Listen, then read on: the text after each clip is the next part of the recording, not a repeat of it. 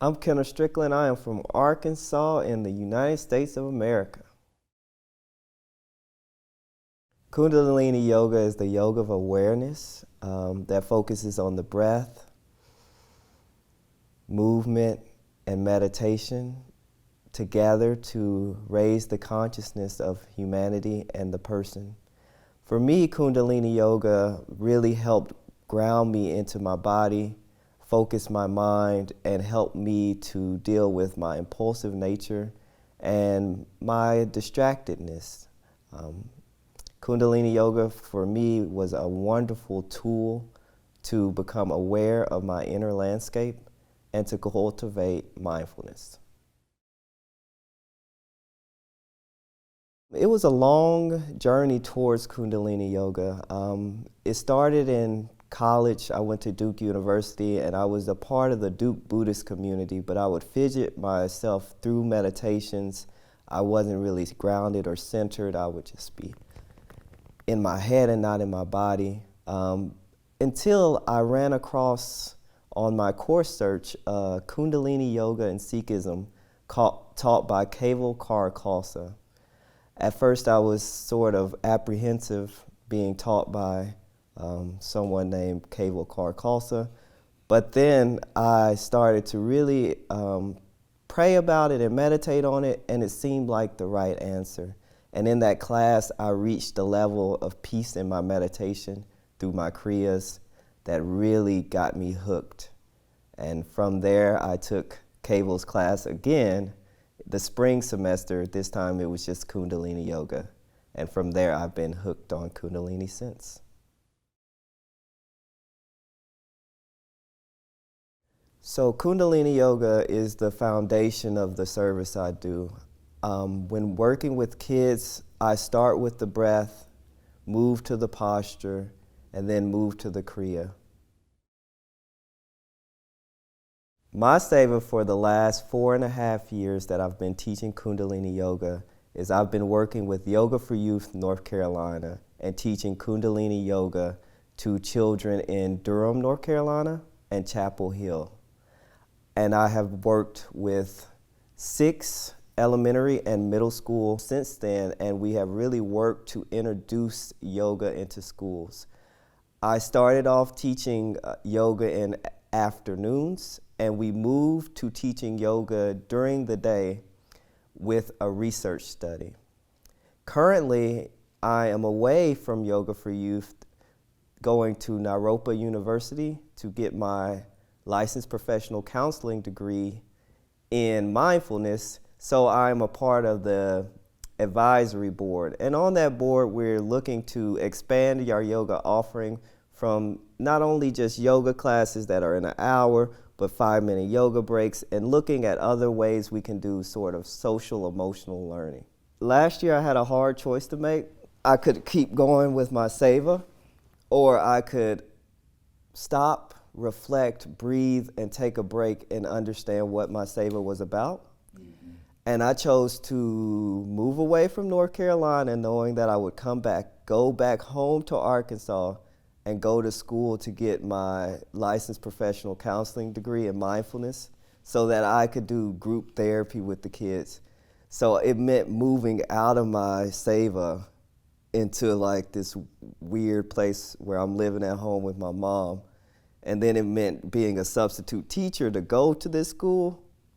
And then it meant, what does seva look like when you're in transition?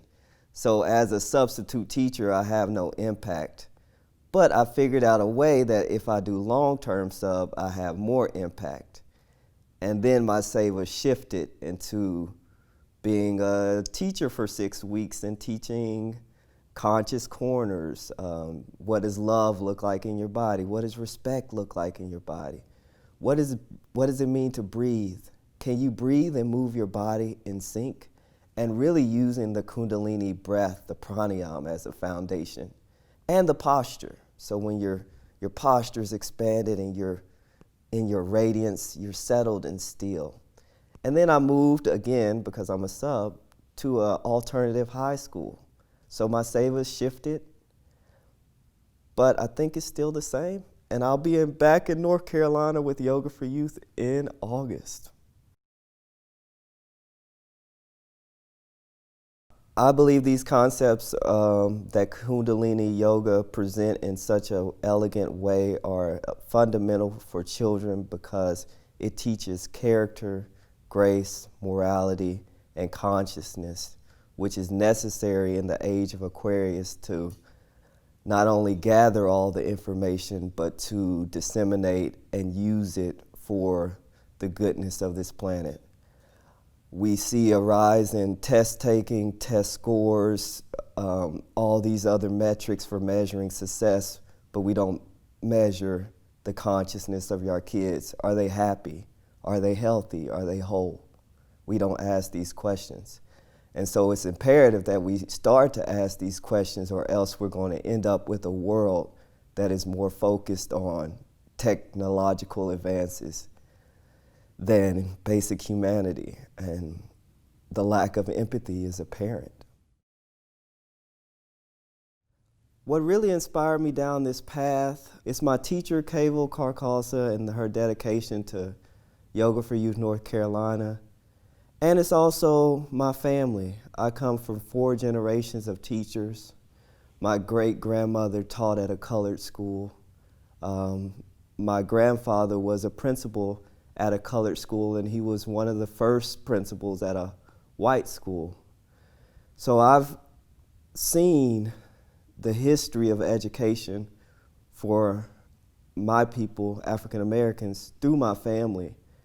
And I've seen how when we focus so much on school and academics that we lose our culture, the side effects of that, increase in school violence, increase in attention deficit, increase in defiance, increase in aggression. And you see it on the kids' face. They don't want to be there. They're tired. So they're my inspiration. I don't want anyone to go to school and feel like they're different in a way that gets them bullied, or they shouldn't be there, or no one here likes me, or this is just so I don't get in trouble. I want people to feel healthy at school. So it's part of my family, 4 generations of teachers. It's part Kayville Karkalsa. Her dedication and her will to make this happen is enormous. And it's also the students. When they do get yoga, when they do feel cared for, when we do develop that relationship with them, I see the difference. They settle into their body, they find their voice, and they affirm their own greatness. I have one message for the kids, and the kids alone. 10 seconds can change everything. If you take 10 seconds to meditate, it takes 10 seconds to breathe. When you feel discouraged, when you feel angry, when you feel afraid, then by being aware in those 10 seconds, you can change that and be happy, healthy, and holy. Just give it 10 seconds, and you can count in your head. 1, 2, 3, 4, 5, 6, 7, 8, 9, 10. Breathe in and breathe out, and see what changes, and let me know.